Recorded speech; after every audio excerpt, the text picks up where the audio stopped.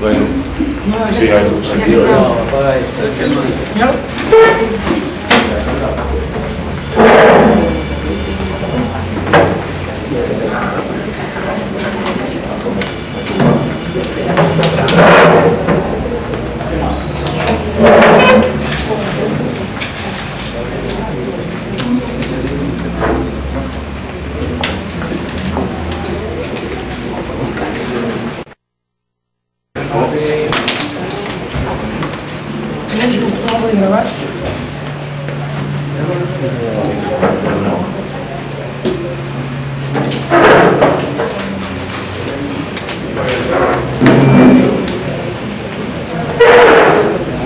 Buenos días a todos los medios aquí presentes.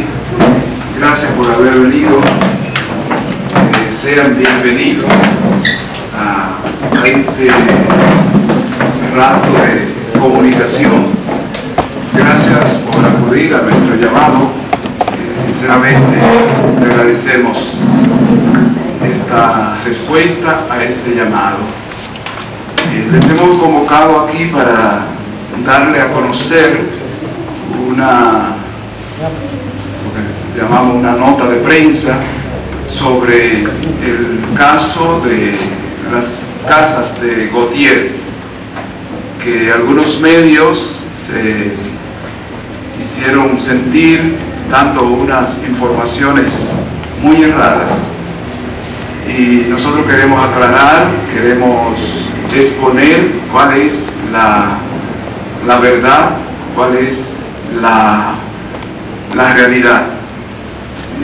Insisto en agradecerles que han venido, y espero que nos podamos comunicar bien y que ustedes también puedan comunicar lo que nosotros queremos.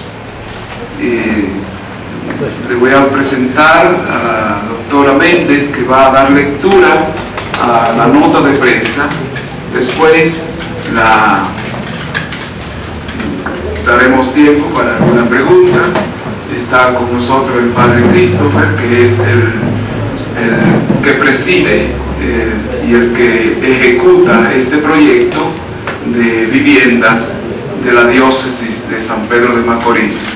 Luego está el padre Jacinto Nolasco, que es nuestro vicario general, y el padre Marcelo, que es el canciller de la diócesis, también la doctora Milady, que es nuestra abogada aquí, abogada de Sedaí, y la doctora Méndez, que es abogada de Sedaí y que también nos acompaña en este proyecto y en los proyectos de la diócesis. ¿Puedes sentar?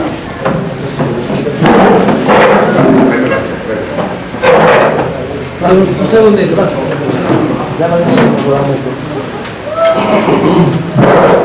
Un segundito. Colega, permiso.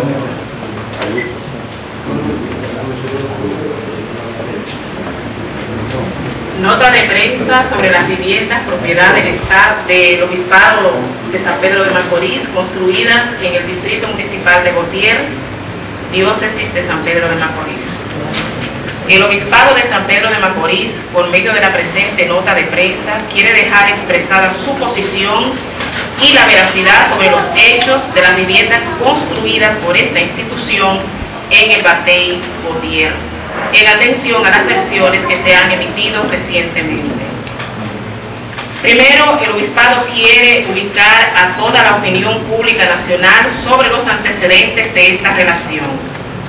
En el año 2000, el Obispado de San Pedro de Macorís estableció una relación con el Consejo Estatal del Azúcar a través de la Comisión de Reforma para la Empresa Pública CREPO. Dicha relación culminó con un convenio cuyo objeto se basa, cito, 2 párrafos del convenio. Primero, como consecuencia del presente proceso de reforma concentrado por el Estado Dominicano con las empresas privadas que ganaron las licitaciones, parte de las facilidades de estos batalles deberán servir de alojamiento a la población permanente. Fin de la cita, de la primera cita. La CREP entiende que cualquier iniciativa que contribuya a mejorar la calidad de vida de manera progresiva de los bateyes y centros comunales debe recibir el apoyo necesario para su cristalización. Tercera cita. Los miembros de la diócesis de San Pedro de Macorís han tenido contacto directo con la realidad social y económica prevaleciente en los bateyes y han asumido la iniciativa de contribuir en la medida de sus posibilidades a propulsar el cambio de dicha situación. Fin de la cita. De igual manera, la diócesis de San Pedro de Macorís suscribió un acuerdo con el Instituto Nacional de la Vivienda, el Plan Presidencial de Lucha contra la Pobreza, en fecha 3 de abril del año 2002.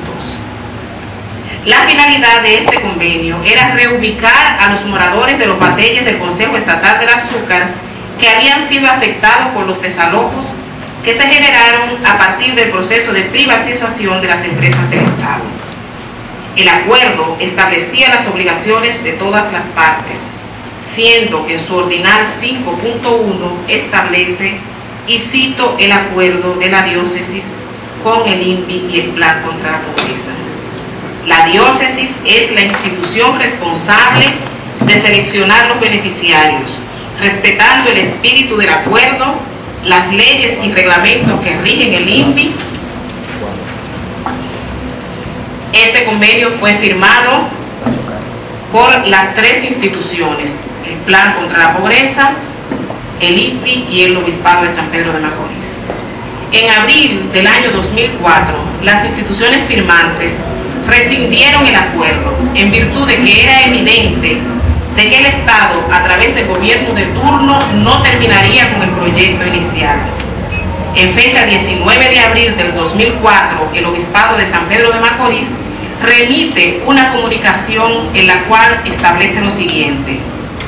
A. El Obispado renuncia a seleccionar la totalidad de los beneficiarios, dejando a las autoridades la posibilidad de asignar la mitad de las viviendas. Eran 54 viviendas en total, advirtiendo que esta asignación cumpliera con los criterios y el espíritu del acuerdo. B. Tanto el INVI como el Plan Presidencial contra la Pobreza aceptan la propuesta. La diócesis, mediante este convenio, se desliga del Estado. En junio del 2004 se realizó el acto de entrega de las viviendas. Vale decir que las 27 familias dominicanas reubicadas por el Obispado habitan actualmente las viviendas adjudicadas. En cambio, las viviendas adjudicadas por el Instituto Nacional de la Vivienda, solo 10 propietarios viven en ellas. En 4 habitan sobrinos y otros familiares, 4 están alquiladas, 6 han sido vendidas y 3 están desocupadas actualmente. ¿Cuál es la situación actual de nuestro proyecto? Primero, se trata de 26 viviendas construidas por el Obispado de San Pedro de Macorís con fondos provenientes de donaciones privadas, en terrenos cuya posesión es válida y legal. El gobierno dominicano no tiene ninguna participación en este nuevo proyecto. B. Para este nuevo proyecto, el Obispado contrató los servicios profesionales de la constructora Pons. C. Las familias que habitan actualmente las viviendas no han realizado una ocupación ni ilegal ni violenta, como han resaltado algunos medios, sino que han sido adjudicadas por quien es competente para ello, el Obispado de San Pedro de Macorís, y siguiendo el doble criterio de reubicación de los moradores de los bateyes del CEA y el de la mayor indigencia de las familias, sin tener en cuenta raza, color o nacionalidad. Tercero, sobre los incidentes. En fecha 5 de agosto del año en curso, se enviaron comunicaciones a través del Servicio Legal de la Diócesis al Procurador de la Corte de Apelación de San Pedro de Macorís, doctor René Pérez García, y al jefe del Comando Regional Este de la Policía Nacional, general de brigada Jiminián Bueno, por la sospecha que tenía el Obispado de que muchas personas sin escrúpulos pretendían introducirse a la fuerza y apropiarse de las viviendas del obispado. El Procurador General de la Corte remitió un oficio el mismo día 5, dando orden al general jefe de la Policía de la región a fin de que se brindara toda la protección policial necesaria y en consecuencia poder frustrar las intenciones ilegales de cualquier persona que pretendiera invadir u ocupar las referidas viviendas. El número del oficio es el 2135 del 2005. B. El pasado miércoles 5 de octubre a la 1:30 de la madrugada, varias personas invadieron violentamente la vivienda, rompiendo las cerraduras y las ventanas e introduciéndose en las mismas bajo el amparo de la noche. Los invasores fueron invitados a salir de las viviendas ocupadas de forma pacífica por el magistrado procurador fiscal de San Pedro de Macorís, doctor Abraham Ortiz, acompañado por miembros de la Policía Nacional. En fecha 11 de octubre, el obispado, en el ejercicio de su competencia, entrega las viviendas a las 26 familias que habían sido previamente seleccionadas. Finalmente, un mensaje del obispado a la opinión pública en general. La misión de la Iglesia, siguiendo las huellas del Señor Jesús, Príncipe de la Paz, es la de ser instrumento de reconciliación y de paz entre los hombres y los pueblos. La tarea de la Iglesia es, por consiguiente, la de construir puentes que unan, no barreras y muros que dividan a las personas. El deseo de Jesucristo, y por ello el nuestro también, es que haya un solo rebaño, un solo pastor. La Iglesia que peregrina en San Pedro de Macorís tiene como finalidad única anunciar el Evangelio de la paz a todos los hombres y mujeres, sin distinción de color, nacionalidad o condición. Es con estos criterios y sentimientos con los que esta diócesis está dando lo mejor de sí misma a favor de los más desfavorecidos de nuestra geografía diocesana. En Jesús, buen pastor, imparto la bendición a todos los hombres y mujeres de buena voluntad, con el firme deseo de que la paz y la concordia reinen en el corazón de todos. San Pedro de Macorís, 15 de octubre del 2005, Monseñor Francisco Osoria Acosta, obispo de la diócesis de San Pedro de Macorís.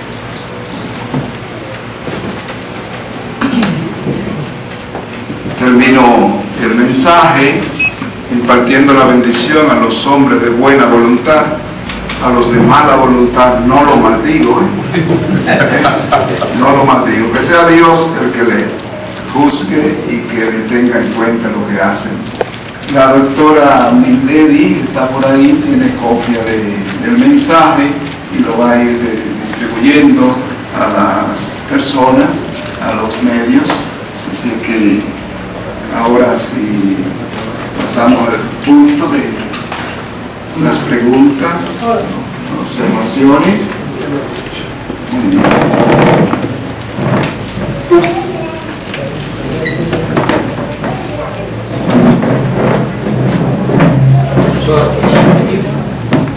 Vamos a poner el moderador, el padre Marcelo. Se pide la palabra, padre Marcelo, lo que quieran.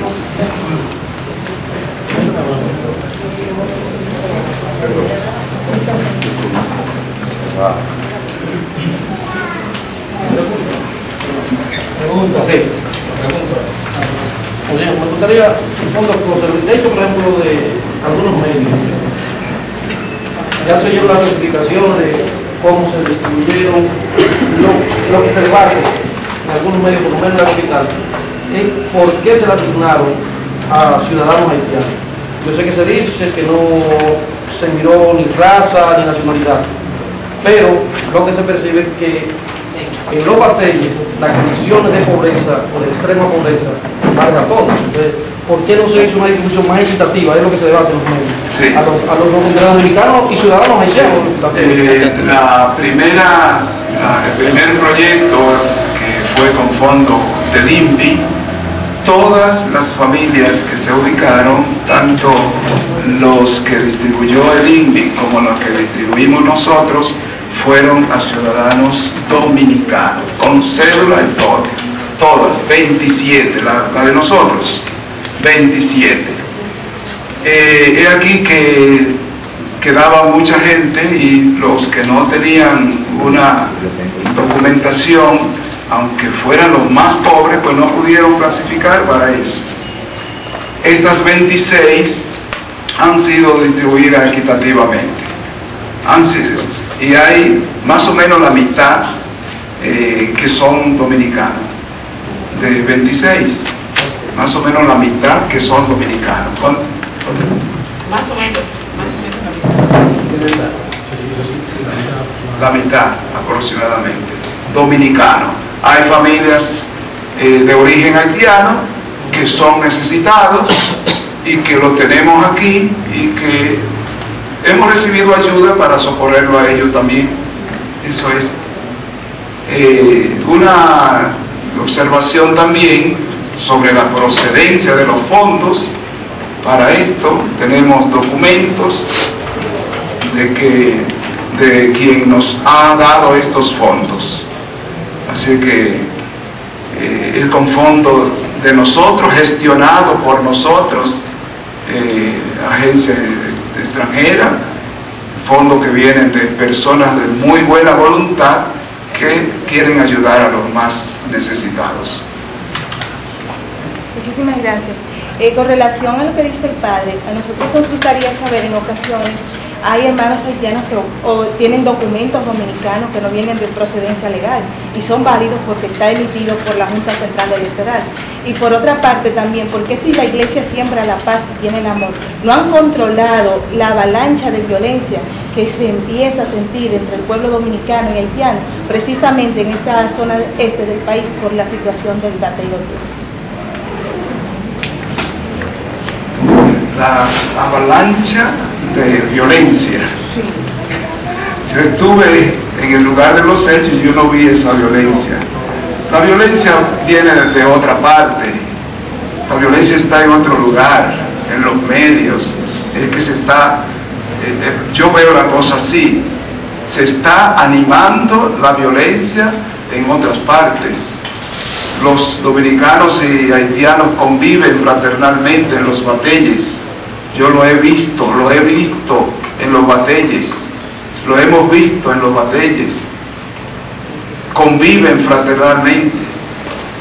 Pero si nosotros lo maltratamos, como los organismos internacionales, personas que están encargadas de visualizar la situación haitiana en el país, nos tildan de maltratador, de que lo estamos maltratando, de que lo marginamos e incluso de que hay racismo en República Dominicana y xenofobia, de alguna parte viene que no sea los medios de comunicación, porque de hecho nosotros como medio de comunicación no tenemos la facultad de estar denunciando ese tipo de cosas a nivel internacional porque no somos supervisores de la situación haitiana en el país, a medio de los haitianos como nuestros hermanos, que los queremos mucho y convivimos con ellos, compartimos con ellos sin aprovecharnos de ellos.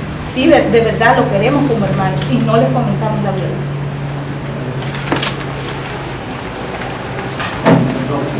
Sí, buen día, gracias por invitarme. Resulta extraño, y yo creo que nosotros como comunicadores debemos salir de aquí con un criterio claro. De entre 26 casas, resulta extraña un más o menos la mitad. O sea, de 26, o sea, no se sabe contar y decir de 26 tanto. Si dijéramos de 3.000, un más o menos, pero de 26 la mitad, más o menos la mitad, como que contar 26 y decir más o menos la mitad, como que la mitad no es mucho y debería decirse para nosotros salir de aquí a decirle a la gente, sin que a nosotros nos tomen como estúpidos, ni a la gente, de que el más o menos de un 26, ¿cuánto es? Porque no es una cantidad tan grande. Pero además de eso, quiero preguntar, aprovechar para no intervenir nueva vez, aprovechar y saber ¿Cuál es la opinión del obispado con relación a unas declaraciones que diera el gobernador de la provincia de que no va a admitir el gobierno que se entreguen propiedades a nacionales haitianos ilegales en terrenos del Estado? Más o menos eso fue lo que dijo el gobernador. O sea, ¿cuál es la opinión? Y que nos aclaren el más o menos, la mitad. Más o menos.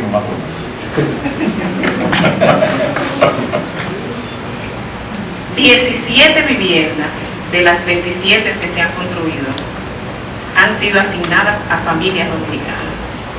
Los criterios, me van a excusar que lo voy a entender un poquito más allá de la pregunta concreta, los criterios que tuvo la diócesis y la parroquia para seleccionar a los beneficiarios eran que fueran familias que tuvieran en la mayor indigencia, sabiendo la diócesis de que se trataba solo de 26 viviendas. Es decir, ya de entrada la diócesis tenía una limitación que no podía resolver todos los problemas de toda la comunidad, ni de todas las comunidades aledañas, ni de todas las familias que estaban en la mayor indigencia. Es decir, todavía hay muchas familias dominicanas de origen haitiano, que están en la mayor indigencia, que no pudieron ser seleccionadas. Por ejemplo, ninguna vivienda se le entregó a un hombre solo. Había un criterio de que fueran familias donde hubiesen niños y que sus casas estuvieran en condiciones deplorables. 17 viviendas fueron entregadas a familias dominicanas. El resto de las viviendas fueron entregadas a familias de origen haitiano. Esa es la realidad sobre las viviendas. Con relación al terreno, el terreno, válidamente, el gobernador debe saberlo, y si no lo sabe, yo creo que tiene la posibilidad de investigar, porque me imagino que el Consejo Estatal del Azúcar tiene sus archivos donde guarda documentos importantes. Y ahí está el documento que le da la validez, que le da la competencia, que le da la legalidad a la diócesis. Primero de construir las viviendas, y luego de asignar esas viviendas. En la primera parte, como ya explicamos, había una relación estrecha que obligaba, por eso se dio el obispado en la primera parte, las 27 viviendas, contraviniendo el convenio mismo que se había firmado. ¿Por qué contraviniendo el convenio mismo? Porque ese convenio indicaba que dejaba tanto el INVI como el Plan contra la Pobreza. Ya el SEA no entraba en esta parte de las viviendas. La parte del SEA es la relativa al terreno y no puso condiciones para eso. Y por eso el obispado cede, porque el INVI mismo dijo que tenía sus reglas internas y que parte de sus reglas era que ellos no podían entregarle una vivienda a una persona indocumentada. No podían. Entonces la iglesia tiene unos criterios que son criterios, como lo ha explicado Monseñor, a lo mejor diferentes de otros criterios. Tenía también la limitación, son, señores, 26 casitas. Esas 26 casas no iban a resolver el problema de todo el mundo. Era el problema de 26 familias en la mayor indigencia. Y ese fue un criterio principal de la mayor indigencia, y que fuesen familias.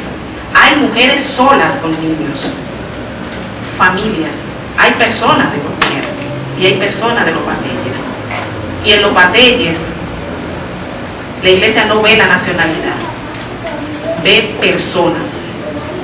Y de esas personas eligió las que vivían en peores condiciones, señaladas muchas de ellos por la comunidad misma en la que residían.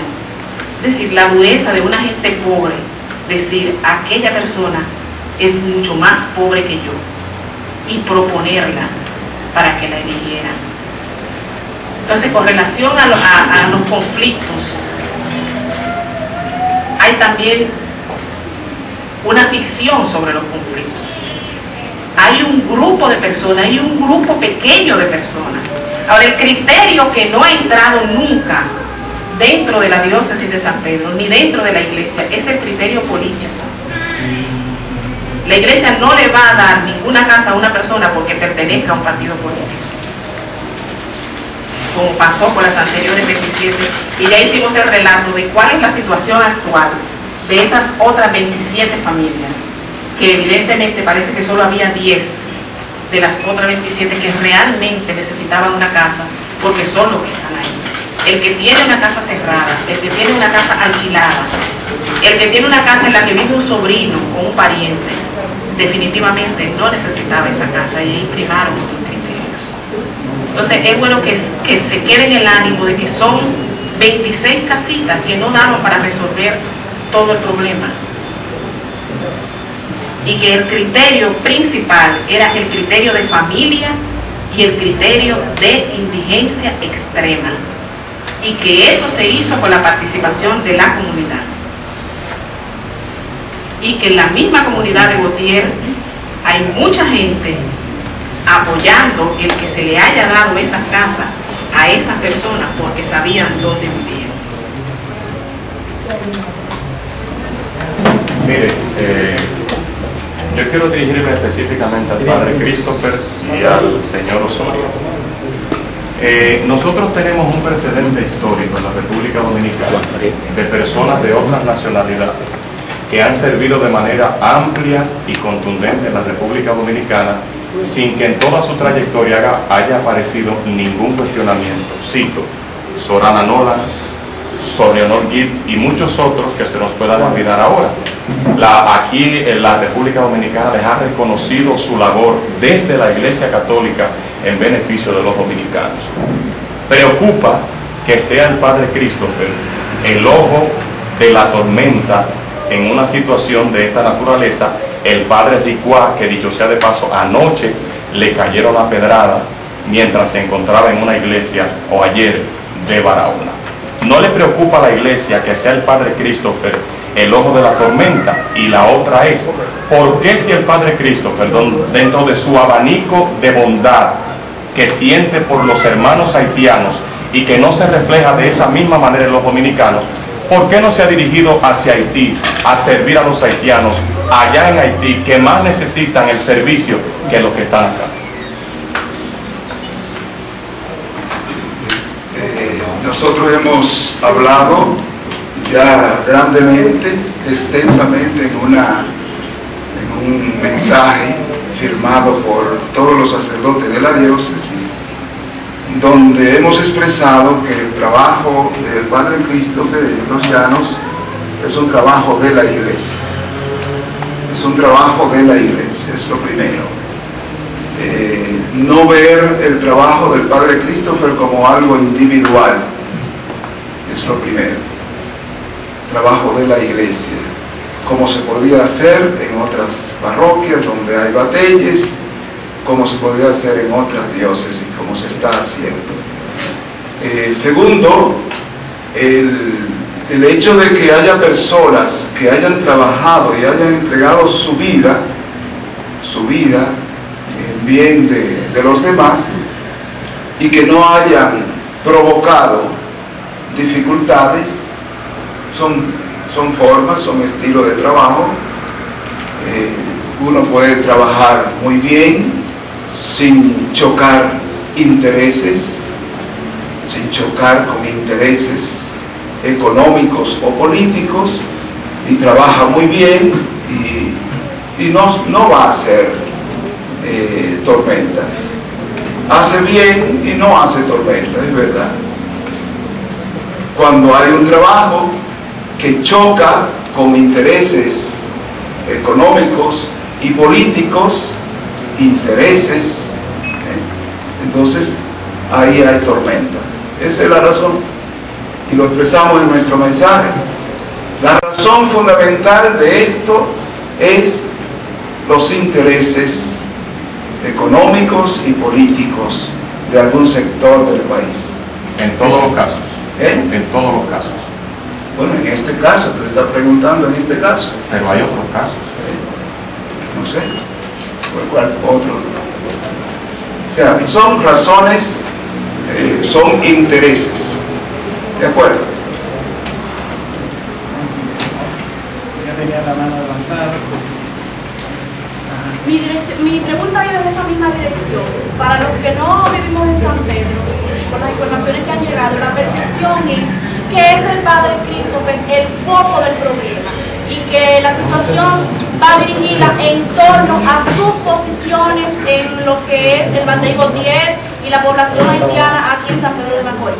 A mí me gustaría saber de voz del Padre Christopher, ¿por qué? No sé si lo han escogido como el foco del problema o si realmente es el foco del problema. Lo que quiero que me explique es por qué eso está usted en el centro de esta situación, a pesar de que se ha explicado múltiples veces la procedencia de los fondos, la forma como se han distribuido las viviendas, pero sigue siendo el señalado. Sí.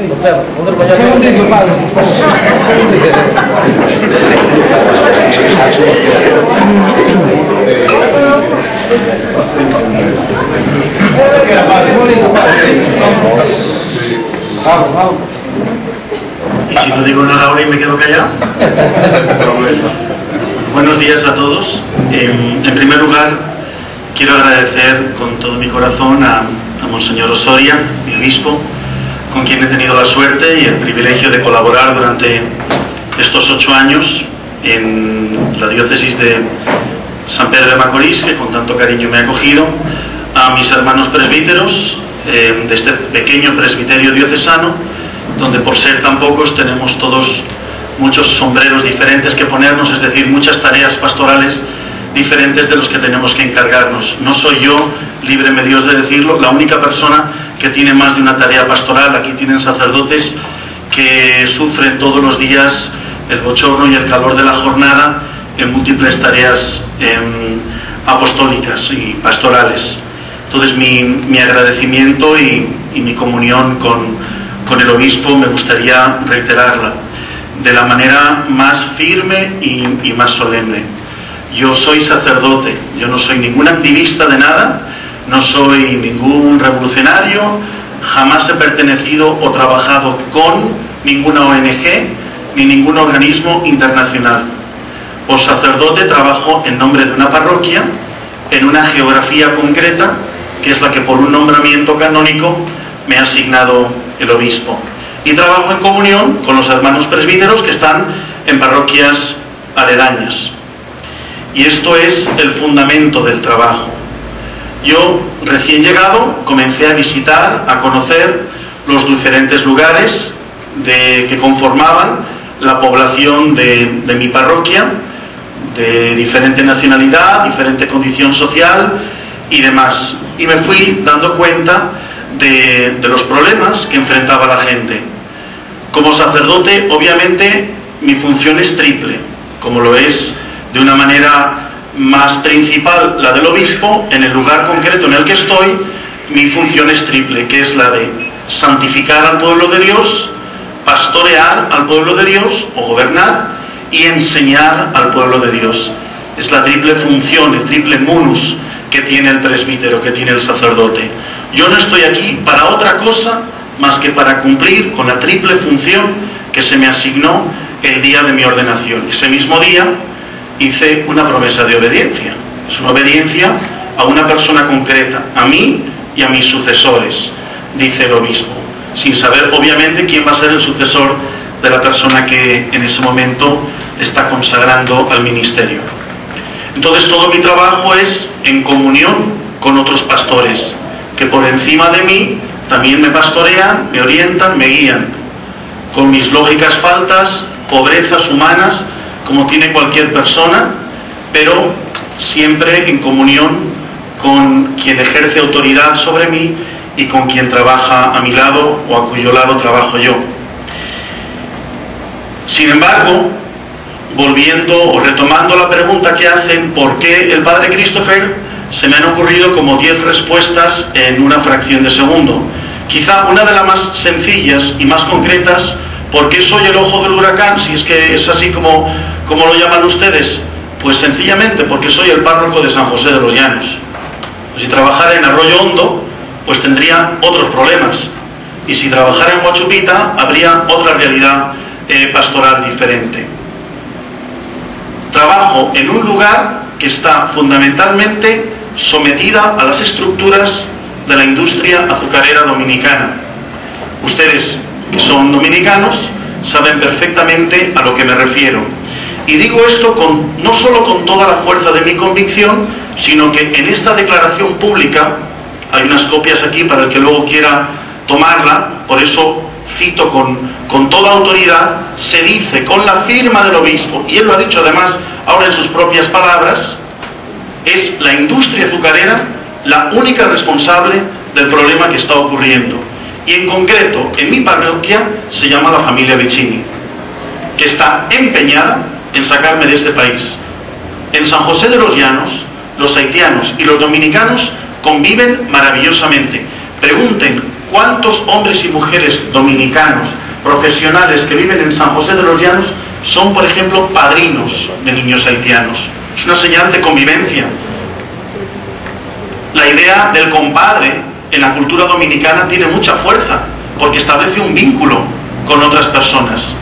Vayan a ver en cuántas casas de San José de los Llanos viven niños que han sido recogidos con todo el amor del corazón de muchas familias dominicanas, que les están brindando educación, que les están brindando estudios, que les están brindando sencillamente, humildemente, discretamente, sin salir en la primera página de ningún periódico, les están brindando una vida mejor. Eso no lo estoy haciendo yo, lo están haciendo muchísimas familias llaneras, muchísimas familias dominicanas. Es imposible hacer ni un siquiera breve elenco, resumen, de todo el bien, de toda la fraternidad, de toda la interacción que existe entre los emigrantes haitianos y el pueblo dominicano en San José de los Llanos. La siguiente cosa que quiero aclarar es que yo trabajo en mi parroquia. A mí pregúntenme de las 4 esquinas de mi parroquia. 4 esquinas que, aprovecho de decir, son bastante distantes, porque es una parroquia gigantesca. Pero yo trabajo ahí dentro, y trabajo por tratar de hacer un poquito mejor, un poco más bonita, un poco más llevadera la vida de la gente. Hace cosa de 2 meses estaba celebrando misa en un batey de los Vicini, donde solo voy una vez al mes o una vez cada 2 meses, porque además del núcleo urbano de San José de los Llanos y otras tareas pastorales, yo tengo 30 campos o campitos dominicanos, que ustedes entienden perfectamente lo que quiere decir, y tengo 30 bateyes. Algunos, la mayoría, son del ingenio Cristóbal Colón y otros son de lo que era el CEA, fundamentalmente Boca Chica, y alguno, como en el caso de Paloma, dependiente del ingenio de Quisqueya. Y cuando termino la misa y les pido a la gente después del último canto que se sienten, les digo, bueno, ¿y qué tal van las cosas por aquí? Y me contesta la gente, padre, haga algo, que es que llevamos 3 días comiendo mangos. Yo le tengo que preguntar a esa persona que de qué color es su pasaporte. ¿Es que el hambre tiene color? ¿Con qué mirada mira Dios los rostros de esas personas que le dicen a su pastor, a su párroco, padre, es que tenemos hambre? Yo ayer estuve visitando esos bateyes de los que se reubicaron esas familias, para que ellos no se sintieran mal de que el padre se había llevado a su vecino y a mí me habían dejado aquí, para que ellos no sintieran pena en su corazón. Yo los fui a visitar ayer, uno por uno, para decirle pues que yo seguiría viniendo, que no se preocuparan, que en la medida de mis fuerzas nunca les faltaría la misa o la compañía o la evangelización de tanta gente buena de los llanos que me ayuda en esta tarea pastoral. Pero ayer, a las 11 de la mañana, cuando yo pregunté que qué habían comido, ya habían masticado caña. Y allí no estaba cocinando un solo anafe. Si a mí me dicen que eso pasa en muchas otras familias dominicanas, yo no tengo la culpa. Yo solamente puedo tratar de ayudar en el sitio donde yo estoy, hacer el poco de bien donde yo estoy. Mientras yo me dedique a hacer obras de caridad, repartir comida, distribuir ropa, llevar mascotas y lápices, a la familia Vicini no le importa nada, están encantados de la vida, trabajo que no tienen que hacer ellos. Pero cuando siguen picando caña a 55 pesos la tonelada y la libra de arroz en un batey está a 18 pesos, uno empieza a preguntarse si la Iglesia, dedicándose solamente a la beneficencia, no la llamo ni siquiera caridad, no está retrasando la hora de justicia. En la República Dominicana hay leyes, hay un Estado de Derecho. En la República Dominicana se protegen los derechos de todos, incluso de los ilegales. Que una persona sea ilegal no quiere decir que no sea sujeto de derechos, porque no ha dejado de ser persona, porque no tenga un documento. ¿Por qué el conflicto? Porque el padre Christopher se opone al régimen de terror que impera en los batalles de su parroquia. El miedo es el pegamento que ha sostenido esta industria durante tiempo inmemorial. Cuando llega el sacerdote, cuando llegan otros agentes de pastoral, cuando Monseñor Osoria va a celebrar una Eucaristía masiva, la gente empieza a darse cuenta que ya no está sola, que la Iglesia ha caminado, está ya caminando firmemente a su lado, con paso firme, y les está diciendo, no tengan miedo.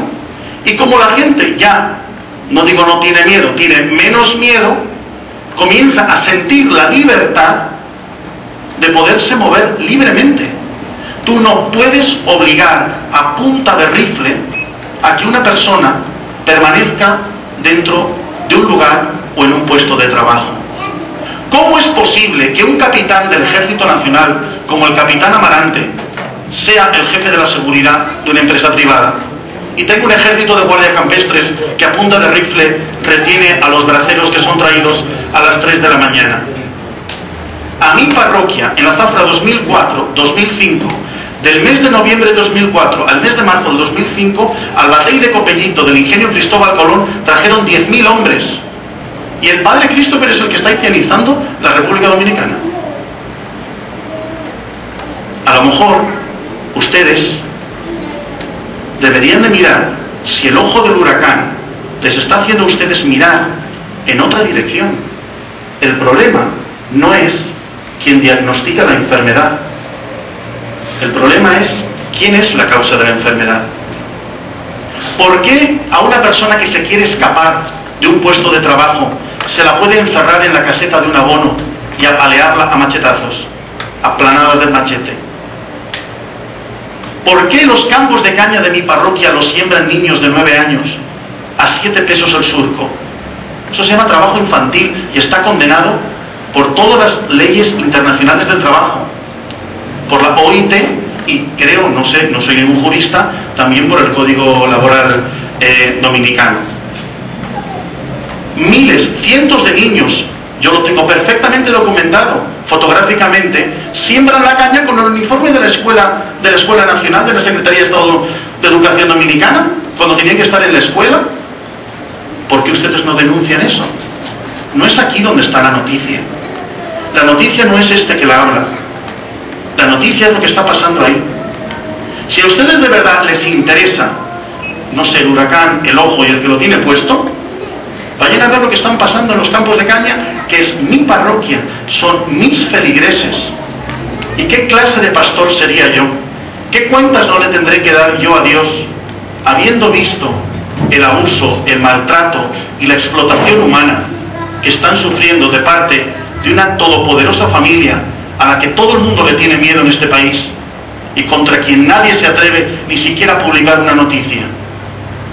¿Cómo es posible que el Diario Libre tiró una edición entera a la basura porque se publicó un artículo sobre el padre Christopher y justo visitaba uno de los Vicini ese día que salía el periódico al aire? Y tiraron la edición entera de 300.000 ejemplares a la basura y lo publicaron de nuevo sin ese artículo. ¿De dónde sale? ¿De qué pobre infeliz salen 80, 100.000 pesos para pagar una página pagada contra el padre Christopher? Eso lo puede pagar un llanero. 100.000 pesos, una paginita de un periódico. Eso lo paga un llanero. Debe haber bolsillos mucho más profundos de los que salen todos esos cuartos. Entonces yo les invito a reflexionar sobre su misión como comunicadores, porque a lo mejor la noticia no está en el Obispado de San Pedro de Macorís, ni en quien la denuncia o la anuncia, o como ustedes quieran decir. Yo me comprometo, y todo el que quiera hacer de chofer de ustedes, les doy un tour, hablen con la gente y ustedes escriban con honestidad lo que sus ojos vean y sus oídos oigan. Y entonces sabrán que el huracán no está en el obispado, sino en el cañaveral. Gracias. Padre Christopher, sus detractores le acusan de muchas cosas. Entre ellas, hay una familia en el pueblo que dice que usted soltó los asesinos de su padre, del esposo, un señor apellido Guerrero. ¿Es cierto que usted soltó a esos supuestos sospechosos? Bueno, yo lo primero que me parece que la supuesta acusación no es una acusación contra mí, sino contra el sistema judicial dominicano y contra la Policía Nacional, porque no sé qué clase de sistema judicial tenemos o policía tenemos que pudiera un cura hacer semejante cosa. Punto uno. Pero punto dos, una cosa me parece que es muy importante aclarar, es que yo lo único que hice fue preguntar por qué esas personas llevaban más de 3 días detenidas, cuando tengo entendido que la ley dice que uno no puede estar más de 48 horas en la policía, nada más que eso. Yo solamente pregunté que por qué llevaban 3 días detenidos, no digo ya comiendo sin comer, porque ya sería anecdótico, aunque triste, era sin comer. Y sin que nadie les socorriera, yo simplemente pregunté, ¿esto es normal? ¿Esto está dentro de la ley? Yo ni siquiera pregunté, yo ni siquiera sabía que ese caso tenía que ver con un asesinato. A mí solamente me decían, había unas personas que están presas ahí y llevan más de 3 días. Y por cierto, no puedo decir el nombre, pero me lo dijo un policía. Bueno, no quisiéramos agotar el padre. Con perdón, precisamente, padre, siguiendo esa misma tónica, en la redacción de mi programa llegó el jueves una señora, Ángela Bello, que dice haber trabajado 11 años ininterrumpido con usted, que usted la canceló y se niega rotundamente a pagarle su prestación en la UNED. Pero algo más, ella dice que usted ha interferido ante la Corte de Trabajo de San Pedro de Macorís para evitar que se dicte una sentencia a su favor. ¿Qué usted puede decirnos sobre eso? Bueno, yo estaría encantado de pasarle, y le voy a hacer ahora para que complete la respuesta la doctora Noemí Méndez, porque ella fue la que llevó ese caso a la justicia. Lo que esta señora plantea debe ser cuasi milagroso, porque haber trabajado para mí 11 años, cuando llevo solo 8 en el país... No, ella dice en los comedores. Es bastante sorprendente. En los comedores de la parroquia. Usted ha dicho para usted. No, pero le rectifiqué también ahora. Usted no es representante de la parroquia. Ahora va a escuchar la Yo tampoco tengo muchas respuestas que dar, porque creo que en una rueda de prensa que se ha convocado para explicar el problema de unas casas, pero tanto la Corte de Trabajo como el Juzgado de Primera Instancia de Trabajo, los documentos son públicos. Ahí están las sentencias y cualquier persona que pueda puede ir, retirar la sentencia, leerla y ver los motivos que tuvo el tribunal para decidir cómo decidió. Ah, no, gracias, no sabía qué decir. Está fallado. Bueno, en primer lugar, me voy a dirigir de nuevo al padre Christopher con relación a lo que él habla de que los niños son maltratados en los batalles y que siembran caña. Es cierto que son mal pagados, pero también en la República Dominicana hay niños que nunca han ido a la escuela, que andan descalzos. Usted nos va a dar un tour por los batalles y nosotros por barrios marginados de San Pedro de Macorís, donde las madres viven en las márgenes del río, conjuntamente con los excrementos y las contaminaciones de las empresas. Por otra parte, entonces ya no sería el país como tal, seríamos un caso total de fallo por doquier, sino también que serían las empresas a las que usted menciona, a las que habría que demandar por el maltrato a las personas y no al país como se ha hecho en foros internacionales. Gracias. Yo nunca he demandado a nadie. Yo creo que es más, creo que es la primera vez que ustedes me escuchan hablar.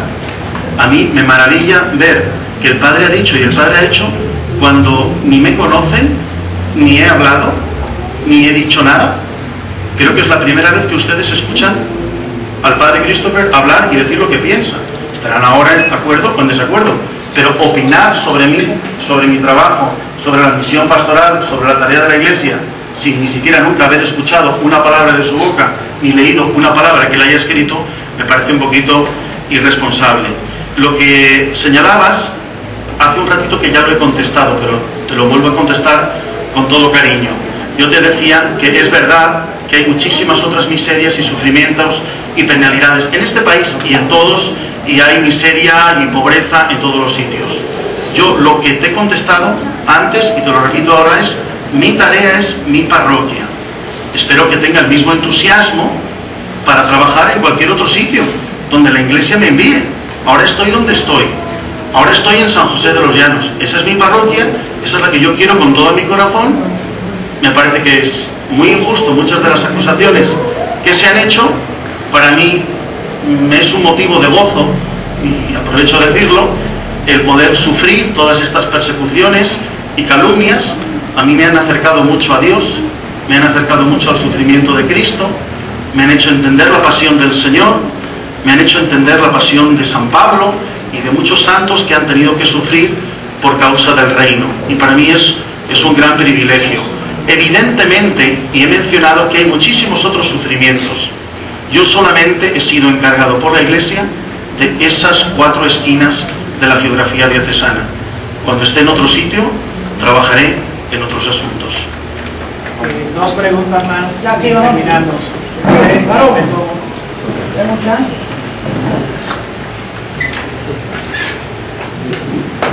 Padre, sí, me gustaría, a mí, disculpe que ahorita vamos a presentar esta pregunta de la Cruz del centro, de la capital.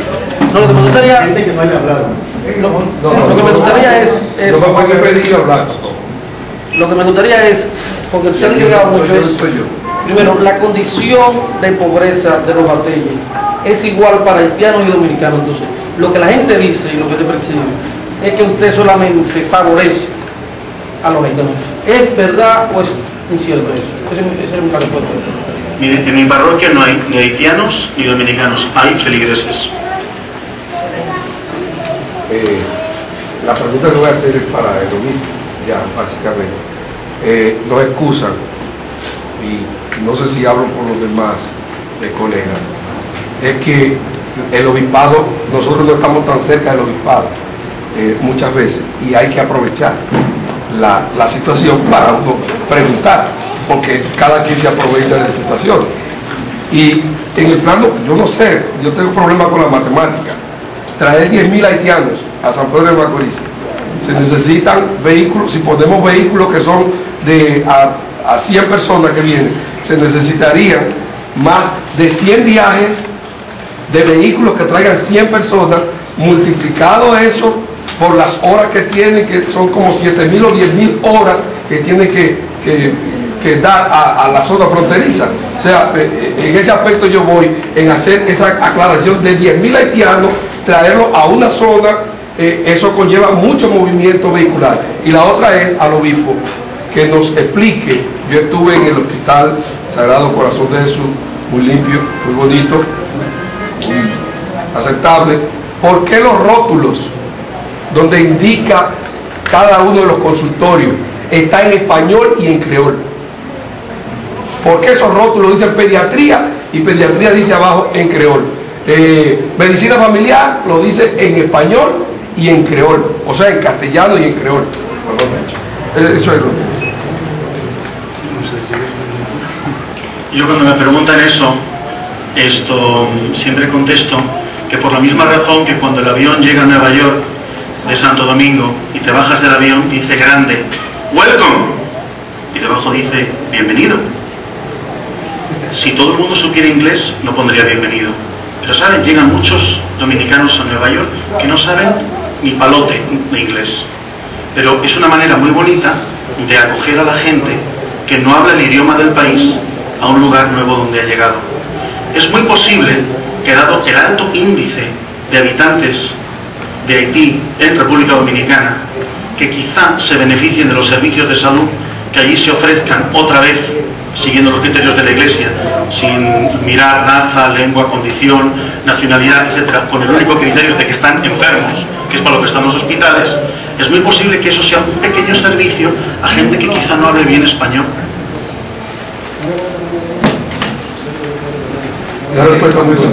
Nosotros tenemos muchos dominicanos, muchos hermanos dominicanos en Nueva York, ¿verdad? Y qué bueno que siempre aparece alguien que le explica en español cuando no saben nada. Qué bueno. Les digo más allá del hospital. Nosotros aquí en la República Dominicana, por estar tan cerca de Haití, debiera haber por lo menos en algunas escuelas, formación de creol, algún conocimiento de creol. Yo me doy golpe de pecho porque yo no sé creol. Debiera aprender, pero ya es tarde como para aprenderlo, es tarde. Sí, le estoy pidiendo a los seminaristas que aprendan el creol. En el seminario, ahora en este año, le estoy pidiendo que hagan un curso de creol. ¿Por qué? Porque aquí hay una realidad. Esta diócesis tiene una realidad pastoral. Son muchos los miles de haitianos que hay y nosotros tenemos que llevar el evangelio. Ahora mismo se está organizando en el Seminario Mayor un curso de creol para los seminaristas de San Pedro de Macorís, porque tenemos un seminarista haitiano en primer año de teología, un seminarista haitiano, y él va a impartir ese curso de creol a los seminaristas de aquí, de la diócesis de San Pedro de Macorís. Y le he dicho que si de otra diócesis quieren también hacer el curso, que lo admitan, que sea para todo, abierto. Nosotros en la República Dominicana tenemos que superar esa limitación. Eso es una limitación, una pobreza, superar esa pobreza de que porque uno quiera aprender creol o quiera enseñarlo, pues ya eso es haitianizar. No. Yo diría más, debiera impartirse creol en las escuelas públicas.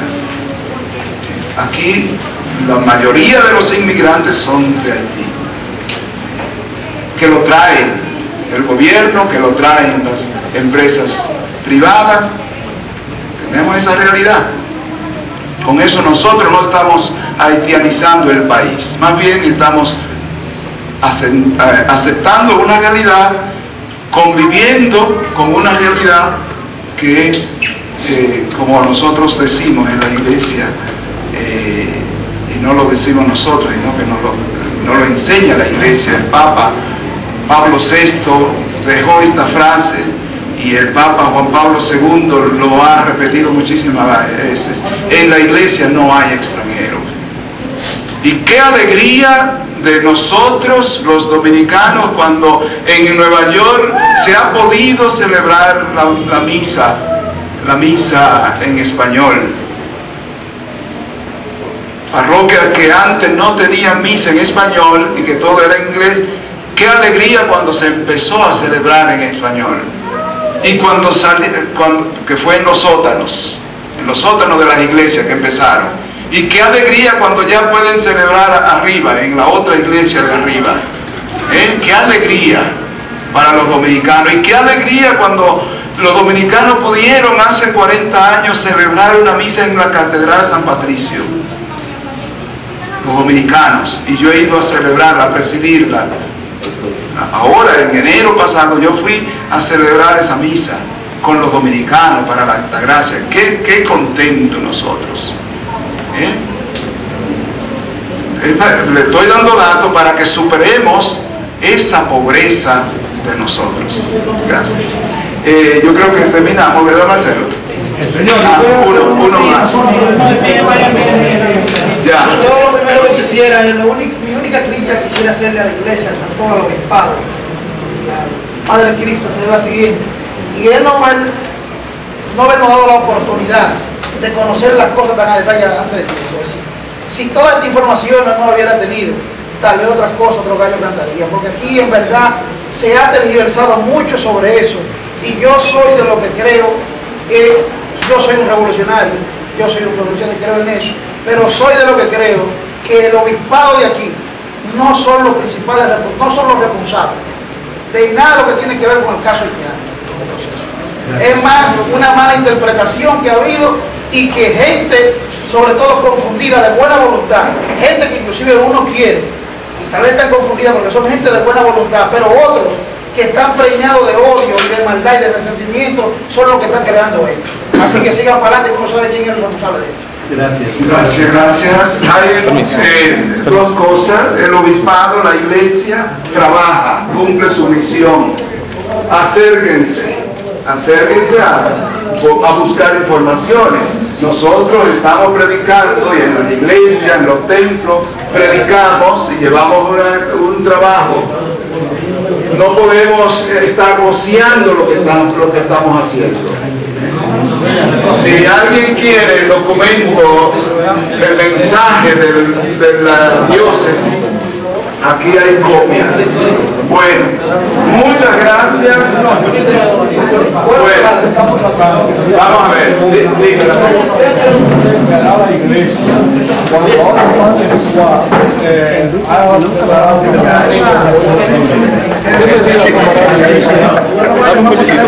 la iglesia hará lo que sea, siempre por la verdad.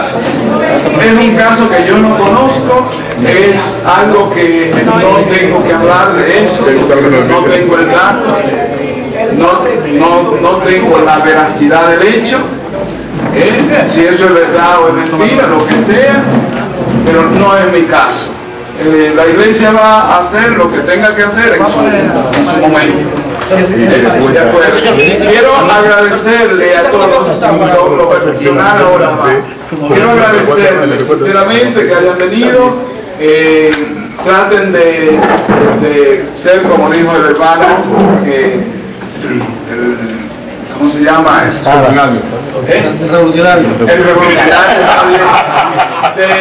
de ser coherentes y de acercarse a la realidad, para que vean, tenemos realmente una realidad fea, una realidad oscura. Hay que verla. Gracias. Que Dios le bendiga. Bien. Muy bien. Señor. Una pregunta. ¿Por qué no dejaron al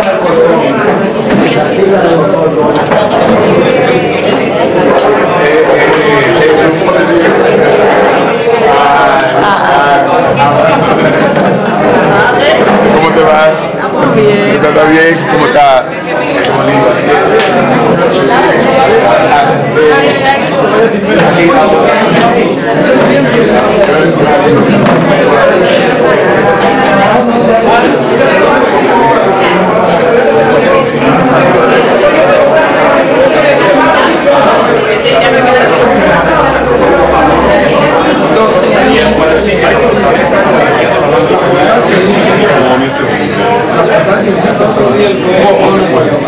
¿Cómo se puede? Tengo que después seguir. Tengo la palabra de irresponsable y toda la vaina. No son ni 10 casas dominicanas.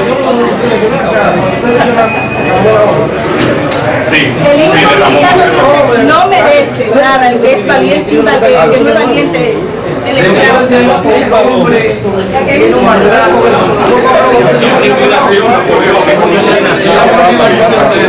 Dime, ¿qué dice ese revolucionario?